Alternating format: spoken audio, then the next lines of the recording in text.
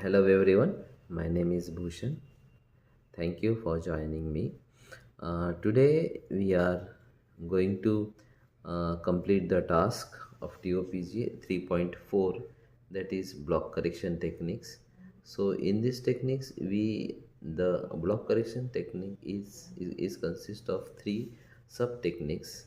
First is pre-block, second is in-block correction, and third is post-block correction.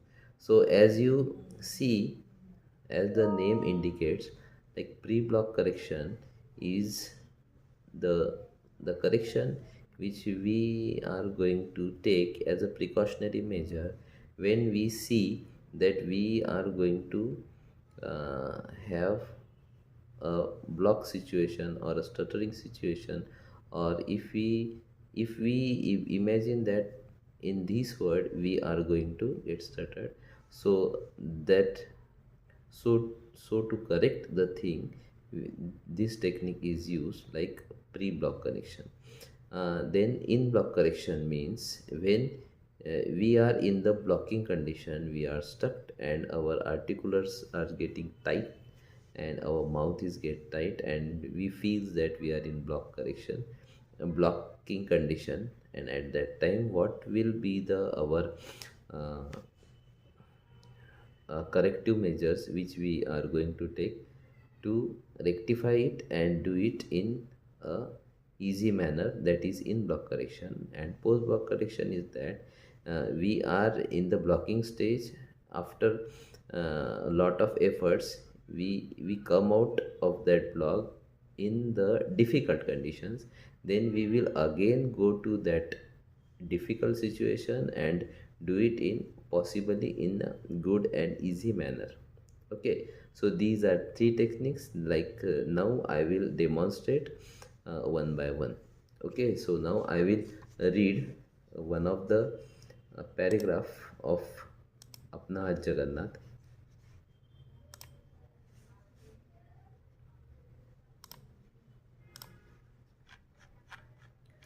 uh,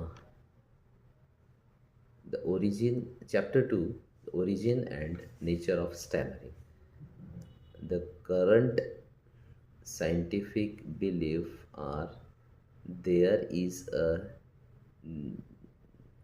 neurobiological glitch in our brain in the area dealing with speech, especially articulations, joining of two syllable sounds. The glitch in many cases is transmitted by certain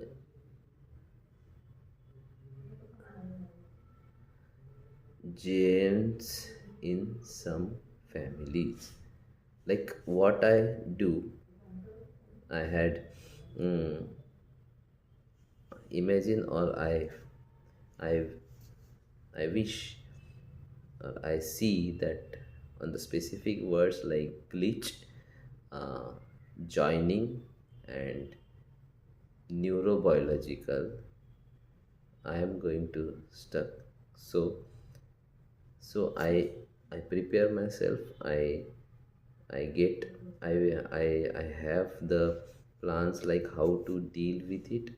I just go on in that word, calm down, say it in another fashion, like in we have the four techniques, or within one of the technique we have to see and come out of that blocking condition. Okay, next is in block correction. Another belief is some children's inherit greater sensitivity, react strongly to negative comments from parents and others in response to their normal disfluency, and therefore learned to struggle with they speak. In other words, b- b- belief that certain words or situations are difficult and I must use force or struggle is a learned reaction to normal events in growing up years. So, in this paragraph, I do in block corrections where I go into the blocking condition, then I stopped. I see what is the force in my articulars, feel it, then stopped it, take a deep breath, and I re uttered the word in the technique like bouncing technique, prolongation, or a pausing technique. Okay, so now is post block correction. So post block correction also we call this as a cancellation technique.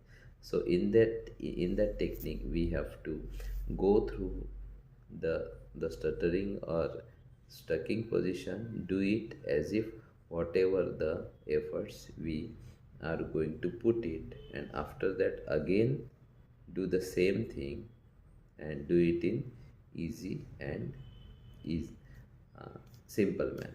So I will again read some sentences from chapter 2, the origin and nature of stuttering. There is another al- alternative views. PWS learn to believe and in internalized that they are suffering from a serious di- disorder because society believes so. In fact, like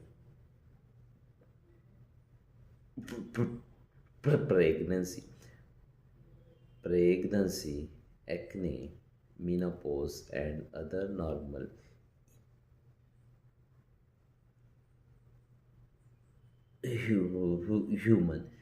human experiences or diversity which have been medicalized and problematized by an aggressive healthcare industry. Stuttering too has been tuned into a disorder, a problem fit to be cured.